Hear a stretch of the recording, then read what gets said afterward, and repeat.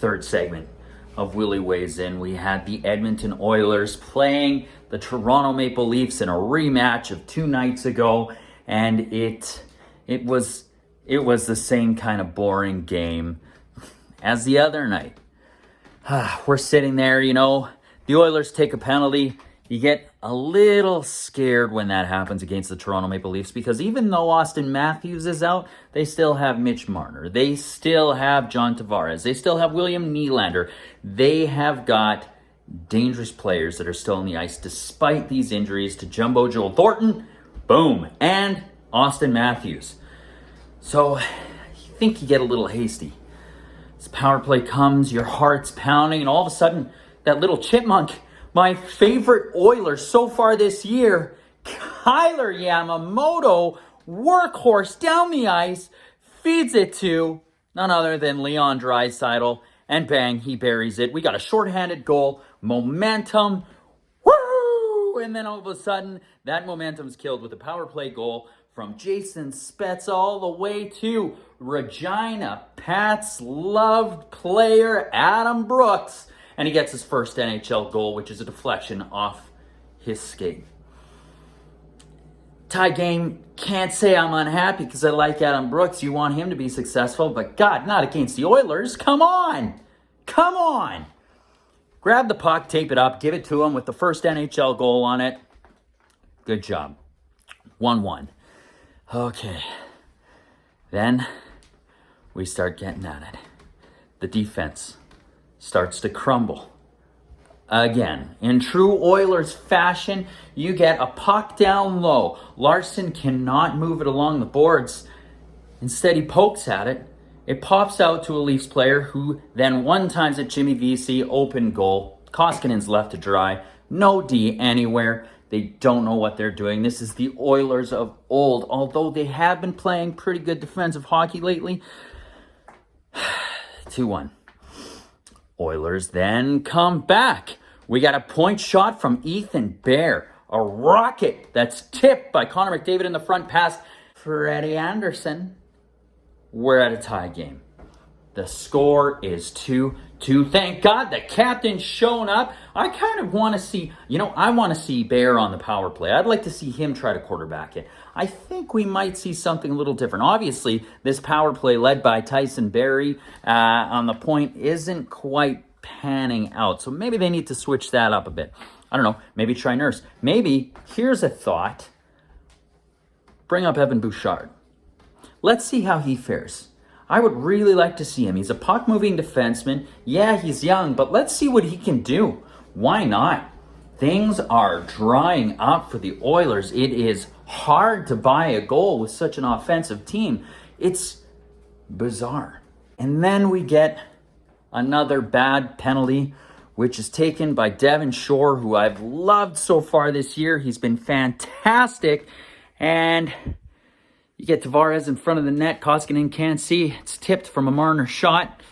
Bang. 3-2. Oilers are doomed to lose. They lose. We're now 2-4, and things aren't looking so great. It's a tight division. We need to start winning. Our next opponent is the Winnipeg Jets. Now, this is another story coming in. Let's fast forward a bit. They don't have Laine anymore.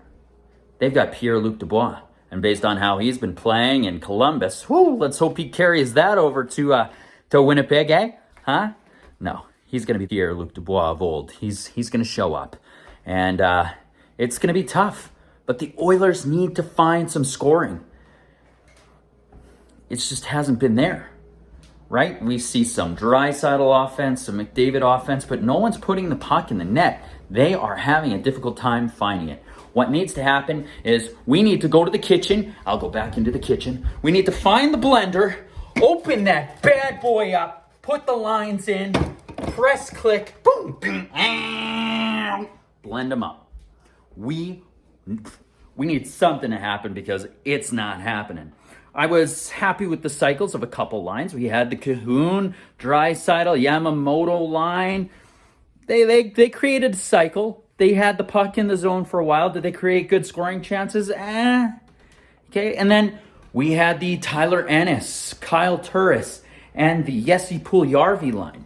They had some good cycles.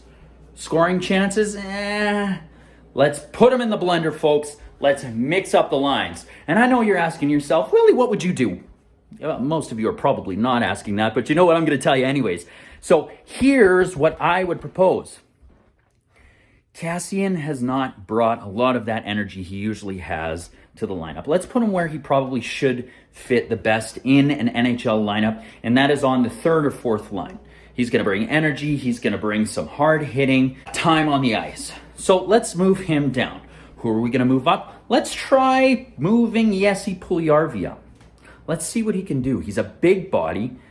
He's skilled, a little bit more skilled than Zack Kassian. Let's get him up there. Let's see what he can do. Let's try moving Ryan Nugent-Hopkins down to line number 2 with Draisaitl and Yamamoto, because you like what Yamamoto's been doing, and Cahoon's been doing a great job, but let's just mix it up. Then let's pull Tyler Ennis up to the first line with Connor McDavid. A little Speedy Gonzalez guy like him could do some damage. Let's keep the fourth line the same. I thought James Neal coming in did a pretty good job. He was noticeable out there, had a couple good scoring chances in front of the net, couldn't bury them. This is his first game. He's rusty. You keep Devin Shore in, and I think we're happy there. Chase on that line. I like it. Koskinen needs help. He needs scoring help. He's been playing pretty darn good, especially in the last 2 days. The defense is doing what they're supposed to. But let's get some scoring. Let's bring in a 7th defenseman. Put Bouchard on the power play. Let's see what we can do. Anyways, I'm really excited to see what's going to be coming up with this next game with the Winnipeg Jets Sunday. And then, you know what? Stay tuned, because I'll have opinions. I'll have some post-game comments as a fan, right? Stay tuned for more Willy Weighs In.